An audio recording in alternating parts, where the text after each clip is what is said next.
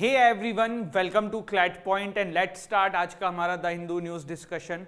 आई hope आप लोगों का होली का त्यौहार अच्छे से रहा होगा। मेरा भी अच्छे से रहा है, दिख ही रहा होगा। तो अब वापस से ट्रैक पे आ जाते हैं, पढ़ाई करना शुरू कर देते हैं।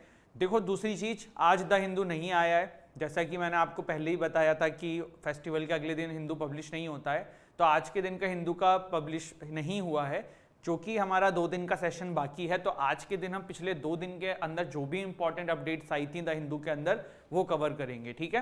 कुछ छूटेगा नहीं आपका, because your sir is here. चलिए, क्लैट 2024 के लिए हमारा एवेंजर बैच शुरू हो चुका है। These are the feature of this course. Revolution है क्लैट प्रेप के अंदर। 21,999 का ये कोर्स है। इसमें live classes, mock test, physical material आपके घर में, पर्सनल मेंटरशिप, और क्या चाहिए भाई। डेमो क्लास भी एप्लीकेशन पे अवेलेबल है।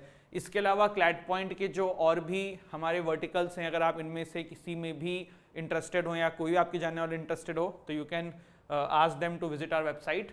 आज का हिंदू नहीं आया है, ये मैंने आपको बता ही दिया है, तो देयर इज़ नथिंग न्यू। ये आज का जब न्यूज़पेपर ई पेपर खोलोगे तो ऐसा कुछ आएगा।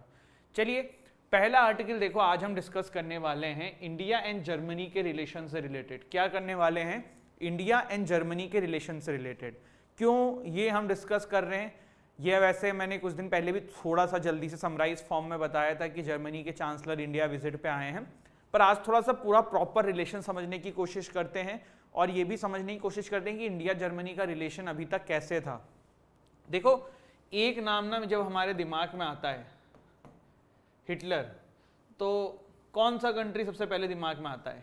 तो बिल्कुल सही, कौन सा आता है? जर्मनी। लेकिन जब भी इंडिया एंड वेस्टर्न कंट्रीज या फिर mostly India and European countries के रिलेशन की बात आती है, तो सबसे पहले 2 कंट्रीज के नाम सामने आते हैं, इंडिया एंड फ्रांस। जर्मनी के साथ इंडिया के रिलेशन ज़्यादा अच्छे नहीं हो पाए। कारण क्या था? देखो, सेकेंड वर्ल्ड वॉर के बाद पूरे विश्व ने जर्मनी को जो है बहुत ही गलत नज़रों से देखा, क्योंकि भाई हिटलर बहुत बड़ा रोल अदा किया था उन्होंने उसमें। उसके बाद ना सेकेंड वर्ल्ड वॉर के बाद जर्मनी का अप्रोच ये हो गया कि हम जो है ना पीस की तरफ बढ़ेंगे। हम जो है अब इन सब चीज़ों पे ध्यान नहीं देंगे, लड़ाई झगड़ों के ऊपर। हमारा जो प्रॉपर फोकस होगा वो किस चीज़ पे रहेगा? इकोनॉमी पे। किस पे रहेगा? इकोनॉमी पे। और इसके वजह से जर्मनी का रिलेशन जो है ना धीरे धीरे विथ टाइम जो है वो चाइना के साथ बढ़ने लगा, ठीक है। क्योंकि जर्मनी का अप्रोच ही हो गया कि भाई हम जो है ना इकोनॉमी पे ध्यान देना है, हम वायलेंस पे अब नहीं करेंगे, हम पीसफुल कंट्री हैं। बट अभी क्या हुआ, जैसे ही रशिया यूक्रेन वाला मसला हुआ, तो उस समय जर्मनी के जो चांसलर थे इस कॉलेज, उन्होंने भी एक बात बोली थी कि this is a jet and wait. अब जेट एंड वेट का मतलब क्या है? प्रोनाउंसिएशन कुछ अलग भी हो सकता है, but what is the meaning of jet and wait? इसका मतलब ये है टर्निंग पॉइंट। तो ये जो चांसलर है ना, इन्होंने भी ये बात बोला है कि जर्मनी के फॉरेन पॉलिसी में रशिया यूक्रेन का इंसिडेंट जो है ना वो एक टर्निंग पॉइंट सामने आया है।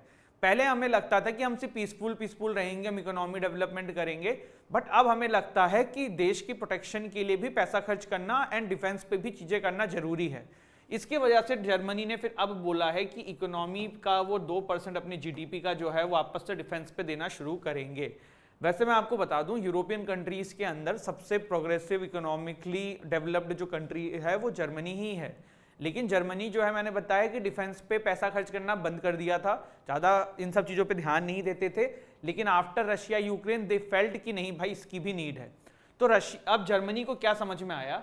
जर्मनी को समझ में आया कि इंडो पैसिफिक मतलब आपको मैंने मैप के माध्यम से बहुत बार बताया होगा, इंडिया के इधर वाला, चाइना के इधर वाला। तो इंडो पैसिफिक में सिर्फ चाइना पे डिपेंडेंसी सही नहीं है, क्योंकि रशिया का दोस्त हो रहा है चाइना, तो सिर्फ उन पर डिपेंडेंसी सही नहीं है। तो इसीलिए जर्मनी ने जो है ना अपने हाथ अब जापान और इंडिया दोनों की तरफ बढ़ा दिए हैं, और धीरे धीरे जर्मनी प्रयास ये कर रहा है कि इन दोनों ही जगहों से अपने रिलेशन बेटर करे। इंडिया फ्यूचर के पर्सपेक्टिव से, जापान टेक्नोलॉजी के पर्सपेक्टिव से, दोनों ही हिसाब से जर्मनी जो है वो अपने रिलेशन बेटर करने की कोशिश अब करने लगा है इन दोनों कंट्रीज के साथ। और यही ये पूरी कहानी है, ठीक है, जिसकी बात हम यहाँ पे कर रहे हैं। तो जब ये भारत आए थे जर्मनी के चांसलर स्कॉलेज साहब, तो इन्होंने काफ़ी सारी चीज़ों पे लेके भारत के साथ मतलब डील या फिर कह सकते हो ट्रेड बढ़ाने की बात करी है। डिफेंस में देखो, भारत का भी अभी एक पर्सपेक्टिव चेंज हो रहा है। भारत का क्या पर्सपेक्टिव चेंज हो रहा है? हम लोग रशिया पे काफ़ी ज़्यादा डिपेंड थे डिफेंस के मामले में। किस पे डिपेंड थे? रशिया पे, ठीक है। लेकिन अब भारत को ये चीज समझ में आ रही है कि देखो जैसे जैसे रशिया आइसोलेट होता जाएगा वो चाइना के और पास आता जाएगा, तो कल को रशिया जो है ना वो भारत के अगेंस्ट में भी हो सकता है चाइना के फेवर में। You never know what is the foreign policy future में क्या बदल जाए। फिलहाल रशिया आपका अच्छा मित्र है, लेकिन कल को अगर इंडिया चाइना वॉर पे आ जाते हैं, ना हो बट आ जाते हैं, तो क्या होगा? रशिया को एक पक्ष तो चुनना पड़ेगा, तब वो किसे चुनेगा? तो यही है कि इंडिया भी अपनी जो है ना वो डिपेंडेंसी रशिया से खत्म करना चाहता है। इसीलिए इंडिया को भी अब सूझ रहा है कौन? Germany. Germany is also a good exporter for arms and everything. तो इंडिया जो है ना धीरे धीरे अपनी भी फॉरेन पॉलिसी में थोड़े से चेंजेस लाना चाह रहा है, और यही चीज हम देख रहे हैं किसके केस में? यही चीज हम देख रहे हैं केस में आपके जर्मनी के। जर्मनी को भी अब समझ में आ चुका है कि भाई सिर्फ इकोनॉमी डेवलपमेंट से तो कुछ होगा नहीं, और हम अब इकोनॉमिकली भी डेवलप करना चाहते हैं, तो डाइवर्सिफिकेशन बहुत जरूरी, सिर्फ चाइना पे डिपेंडेंसी अच्छा नहीं है। तो इसीलिए दोनों कंट्रीज के बीच में जो है काफी सारे ट्रेड एंड ऑल के एग्रीमेंट अभी जो है साइन हुए थे। Also if I am not wrong, Germany European countries में भारत का सबसे बड़ा ट्रेडिंग पार्टनर है। अब एक और न्यूज अभी 2-4 दिन पहले न्यूज में थी, न्यूज़पेपर में काफी कवर हो रहा था, इंडियन एक्सप्रेस, द हिंदू, सब जगह आया था। हुआ क्या था, एक पेटिशन डली थी सुप्रीम कोर्ट के अंदर रिगार्डिंग रीनेमिंग प्लेसेस। तो उसी की जो वो पेटिशन थी उसको सुप्रीम कोर्ट ने डिसमिस कर दिया था, और यही यहाँ पे न्यूज थी। तो अब थोड़ा सा समझ लेते हैं इस मामले को भी।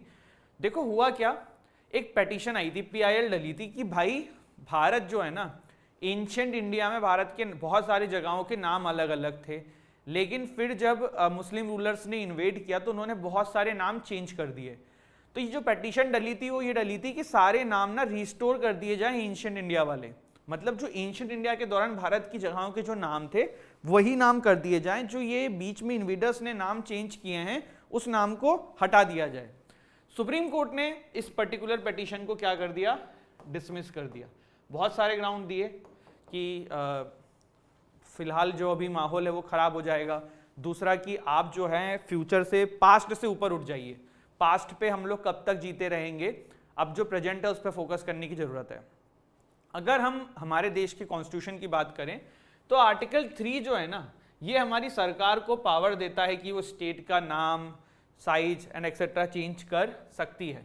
भारत में इससे पहले कब कब नाम बदले हैं, तो जैसे देखो इलाहाबाद का नाम प्रयागराज हुआ, फैजाबाद डिस्ट्रिक्ट का नाम अयोध्या हुआ, मुगल सराय यूपी का नाम दीनदयाल उपाध्याय नगर हुआ, उस्मानाबाद महा का धाराशिव हुआ, औरंगाबाद का छत्रपति सामभाजी नगर हुआ, होशंगाबाद का नर्मदपुरम हुआ, हबीबगंज रेलवे स्टेशन भोपाल का रानी कमलावती रेलवे स्टेशन हो गया, खिजराबाद प्रताप नगर हो गया, मियाँ का बड़ा राजस्थान में महेश नगर हॉल्ट हो गया। सिर्फ यही नहीं, जैसे कि देखिए ब्रिटिशर्स के जमाने में जो किंग्स वे था उसका नाम राजपथ कर दिया गया, क्वींस वे का नाम जनपथ कर दिया गया। ऐसे ही बहुत सारे फ्रीडम फाइटर्स के नाम पे हम जगहों को देखते हैं जो किया गया है। थोड़ा सा इसको समझते हैं। देखो प्रॉब्लम क्या है ना, प्रॉब्लम ये नहीं है कि नाम चेंज किए जाते हैं, प्रॉब्लम ये है कि रैशनैलिटी क्या है नाम चेंज करने के पीछे। सिर्फ वोट बैंक तो नहीं है, सिर्फ पॉलिटिक्स तो नहीं है। आपको मैं पॉलिटिक्स का एक बहुत अच्छा एग्जांपल देता हूँ। दिल्ली के कनॉट प्लेस का नाम हम सभी ने सुना है ना। आपको पता है उसका नाम राजीव चौक किया गया था, किसके द्वारा? यूपीए की सरकार के द्वारा। क्यों? कि राजीव गांधी जी का नाम रहे। सिर्फ यही नहीं, आप बहुत सारी जगहों को देख लो, जैसे कि देश के एयरपोर्ट का नाम है इंदिरा गांधी इंटरनेशनल एयरपोर्ट, ठीक है, तो अब नाम चला रहा है। ये एक डिबेटेबल इशू है कि नाम रखना चाहिए नहीं रखना चाहिए। सेम गोज इन अभी की गवर्नमेंट, आप बहुत सारे क्रिकेट स्टेडियम के नाम देख लो, मोदी जी के नाम पे स्टेडियम है। तो कहने का मतलब ये ना कि भाई सब मिला के ये कहा जा रहा है कि ये जो नाम रखे जाते हैं ना इसके पीछे रैशनल होना चाहिए। ऐसा नहीं कि वोट बैंक के चक्कर में कर रहे हैं, ऐसा नहीं कि मन आया तो कर दिया, ऐसा नहीं कि उनको कुछ पॉलिटिक्स है या कुछ जातिवाद या फिर कुछ इस तरीके से चीज़ों को करते हुए कर दिया। तो उसके पीछे कुछ प्रॉपर लॉजिक्स होने चाहिए जो करना चाहिए। विश्व की बहुत सारी कंट्रीज में नाम चेंज किए जाते हैं, बट वो लॉजिक के साथ किए जाते हैं और ऐसे जब मन चाहा तब नहीं कर दिया जाता है। मोस्टली देखो 3-4 वजह से नाम बदले जाते हैं, जैसे कि एक तो लिंग्विस्टिक करेक्शन, भाषा के हिसाब से, जैसे बॉम्बे था तो भाषा के हिसाब से गलत था तो मुंबई कर दिया गया, बेंगलोर था तो भाषा के हिसाब से गलत था तो उसको चेंज कर दिया गया। फिर देखते हैं हम कि रीजनल हीरोज के नाम पे नाम रखे जाते हैं जो उस जगह के हीरो होते हैं। फिर एक जैसे होता है पॉलिटिकल कारण भी होते हैं। तो ये कुछ कारण है जिसकी वजह से नाम बदले जाते हैं, और अभी यही न्यूज़ थी तो मैंने कहा आपके साथ शेयर कर देते हैं। एक देखो ना, अभी नैम बहुत न्यूज़ में है, नॉन अलाइंग मूवमेंट। ये क्या है ये हम डिस्कस करेंगे किसी दिन, ये मुझे याद है, और ये क्योंकि डिटेल में 8-10 मिनट लेगा, इसकी पीपीटी अपडेट करनी पड़ेगी, तो आपके साथ ये डिस्कस करेंगे। एक आर्टिकल हमारा बहुत दिन से रह गया था, बच्चे काफ़ी बार कह भी रहे थे, तो आज हम उसको भी डिस्कस कर लेते हैं। और ये आपको हमेशा न्यूज़ में मिल जाएगा, ईरान न्यूक्लियर डील। आप अभी भी पता क्या करो, बस गूगल पे लिख दो ईरान न्यूक्लियर डील और न्यूज़ पे लिख दो, आपको 10 से 8 दिन के अंदर, 7 दिन के अंदर कोई ना कोई इससे रिलेटेड न्यूज़ मिल जाएगी। तो ये बहुत इंपॉर्टेंट टॉपिक है, ये बहुत सारे टॉपिक्स का बेस भी है, तो आपको ये पता होना चाहिए। तो चलिए, ये वैसे मैंने लास्ट ईयर कराया हुआ है हिंदू में बट मैं ये मान के चल रहा हूँ कि अब 2024 में जो बच्चे आए हैं, जो पेपर देंगे, वो लोग अभी नए नए देखना शुरू हुए होंगे, तो इसलिए इसको मैं एक बार रिपीट कर रहा हूँ, ठीक है। चलिए, तो अब अगर कभी फिर ईरान न्यूक्लियर डील आएगा तो फिर वहां पे अपन इसको पूरा डिटेल में नहीं जाएंगे, मैं बोल दूंगा कि भाई इस दिन वाला सेशन को देख लेना। ये देखो यार, हाथ भी कलर हुए हैं। पता है क्या हुआ, घरों में जाते हैं ना, तो जो बच्चे होते हैं वो पैरों में लगाने वाले जो कलर होते हैं, रेड रेड, जो वुमेन्स जो हैं या जो पैरों में लगाती हैं, तो वो लोगों ने ना वो कलर मिक्स करके यूज़ करके लगा दिए बच्चों ने, तो फिर इस वजह से ऐसे ऐसे कलर हो गए, छूट भी नहीं रहा है। वरना आप कहोगे कि सर नहा ही लेते क्लास लेने से पहले, बट ऐसा नहीं है, इशू दूसरा है। चलो, ईरान न्यूक्लियर डील में से पहले ना ईरान की लोकेशन देख लो। ये आपका ईरान है, अफगानिस्तान के बगल में है, इधर इराक है, इधर सऊदी अरेबिया है। देखो, ईरान जो है ना वो यूरेनियम रिच कंट्री है। क्या है? Uranium rich. यूरेनियम का यूज किस लिए किया जाता है? न्यूक्लियर बॉम्ब्स को बनाने के लिए किया जाता है। अब हुआ क्या, 2015 से पहले ईरान जो है ना बहुत ज्यादा यूरेनियम इनरिच करता था, तो उसके ऊपर सभी कंट्रीज ने सैंक्शन लगा दिया। सैंक्शन मतलब कि भाई अब ईरान के साथ कोई ट्रेड नहीं करेगा। अब इसका ईरान पे दुष्परिणाम होगा ना, जैसे कि ईरान के लोगों को जस्ट टेकन एग्जांपल कि चाय पीनी होती हो, पर उनको कोई चीनी सप्लाई नहीं कर रहा है, तो वो चाय नहीं पी पा रहे होंगे। एक हाइपोथेटिकल सिचुएशन बता रहा हूँ। एक और तरीके से देख लो कि ईरान जो है वो बाहर की कंट्री से कुछ बेच ही नहीं पा रहा है, तो इकोनॉमी जो है पूरी खराब हो गई है। तो प्रॉब्लम क्या थी कि ईरान के ऊपर सैंक्शंस लगा दिए कि भाई तुम यूरेनियम इनरिच करते हो, तुम पे हम सैंक्शंस लगाएंगे, वरना तुम हमारी कंडीशंस को मानो। 2015 में ईरान ने जाके उस कंडीशंस को मान लिया, जिसको हम ईरान न्यूक्लियर डील के नाम से जानते हैं या फिर JCPOA के नाम से भी जानते हैं। JCPOA की फुल फॉर्म है joint comprehensive plan of action. ठीक है, तो इसको दो नाम से हम समझे, पहला ईरान न्यूक्लियर डील, दूसरा JCPOA, तीसरा इसको देखो P5+1 नेशन डील भी बोलते हैं। क्या बोलते हैं? P5+1 nation deal. अब ये P5+1 नेशन डील क्यों बोलते हैं बताता हूं। देखो, वर्ल्ड की जो यूनाइटेड नेशन सिक्योरिटी काउंसिल है उसके 5 परमानेंट मेंबर्स हैं। ठीक है, कौन से हैं? थोड़ा सा सोच के देखो, बता के देखो। US हो गया, और बताओ, सोचो। ठीक है, ये कमेंट सेक्शन में मुझे बताओ। बहुत ही बेसिक है, ये तो गलत होना ही नहीं चाहिए। ठीक है, तो वो 5 परमानेंट मेंबर्स प्लस एक कंट्री जिसका नाम है क्या? जर्मनी, इन्होंने मिलकर ये एग्रीमेंट किया था, इसलिए इसको P5+1 नेशन डील के नाम से भी जाना जाने लगा था। ये डील क्या हुई थी? सिंपल डील ये थी कि भाई तुम ये एक सैंक्शन लिमिट है, इससे ज्यादा यूरेनियम एनरिच नहीं करोगे, इससे ज्यादा करोगे तो फिर तुम पे वापस सैंक्शन लगा दिए जाएंगे। जब तक आप नियम पालन करोगे हम आप पे सैंक्शन नहीं हटाएंगे। ठीक है, अब हुआ क्या, 2017-18 में डोनाल्ड ट्रंप आ जाते हैं। डोनाल्ड ट्रंप ना इजराइल के बहुत प्रो थे, मतलब सपोर्टर थे। ऑल द US हमेशा इजराइल का सपोर्टर रहा है, लेकिन डोनाल्ड ट्रंप कुछ ज्यादा थे, और उन्होंने सत्ता में आने से पहले ही कह दिया था कि मैं अगर सत्ता में आऊंगा तो मैं ईरान के साथ इस डील को कैंसिल कर दूंगा। तो डोनाल्ड ट्रंप आए, उन्होंने कहा कि भाई ईरान जो है ना वो इस एग्रीमेंट का वायलेशन कर रहा है। ये बात प्रूव नहीं हो पाई थी, आज तक प्रूव नहीं हुई है, लेकिन US ने बोला ईरान जो है वो वायलेशन कर रहा है, और इसी के साथ JCPOA से हम हमारे आप को बाहर लेते हैं। JCPOA खत्म। इसके बाद क्या हुआ, US ने अपने एलाइज, अपने दोस्तों से भी कहा कि तुम भी अब ईरान के ऊपर सैंक्शन लगाओ, ईरान के साथ ट्रेड डील करना बंद कर दो। जो JCPOA वाले मेंबर्स थे उन्होंने तो किया ही किया होगा, औरों को भी फंसाया गया, जैसे कि इंडिया से भी कहा गया कि आप जो है ईरान के साथ ट्रेड करना बंद कर दें। देखो, इंडिया ना ईरान से सेकेंड नंबर पे क्रूड ऑयल सबसे ज्यादा इंपोर्ट करता था, लेकिन इसके बाद ना 5वें-6ठे नंबर पे चला गया था। अभी स्टेटस मुझे पता नहीं है, लेकिन ये हुआ था क्योंकि US का कहीं ना कहीं हमें भी भय था। But Iran is also very important for us due to a port. जल्दी दिमाग सोच के देखो कौन सा पोर्ट है? Chabahar port. International north south transport corridor पढ़ते हैं तो उसमें भी समझ में आता है कि Chabahar port is very important. ऐसी एक लोकेशन बना रहा हूँ, गलत भी हो सकता है, मान लो ये है, ठीक है, ये छाबार पोर्ट है। तो भारत ने क्या सोचा था, ये अपना प्यारा भारत है, भारत ने सोचा था कि हम शिप से यहाँ पे सामान लाएंगे और फिर इधर हम आराम से जाके ट्रेड करेंगे। लेकिन हुआ क्या, जब भाई तुम ईरान के साथ ट्रेड नहीं करोगे, तुम ईरान को आइसोलेट करोगे, चलो हम यूएस के कहने पे कर रहे थे, हमारी मजबूरी है, बट ईरान भी तो परेशान है ना, तो वो आपको कैसे वहां पे ऑपरेट करने देगा। तो ये सब बहुत प्रॉब्लम्स हो रही थी। अभी फिर क्या हुआ, बाइडेन आए, तो ये उम्मीद लगाई जा रही थी कि चलो बाइडेन आए हैं तो चीजें बदलेंगी, कुछ चेंज किया जाएगा। तो लेट्स सी, अभी तक तो ईरान न्यूक्लियर डील को जो है वापस से रिस्टोर नहीं किया गया है। तो ये सारी चीजें हैं, ये है पूरा आपका ईरान न्यूक्लियर डील।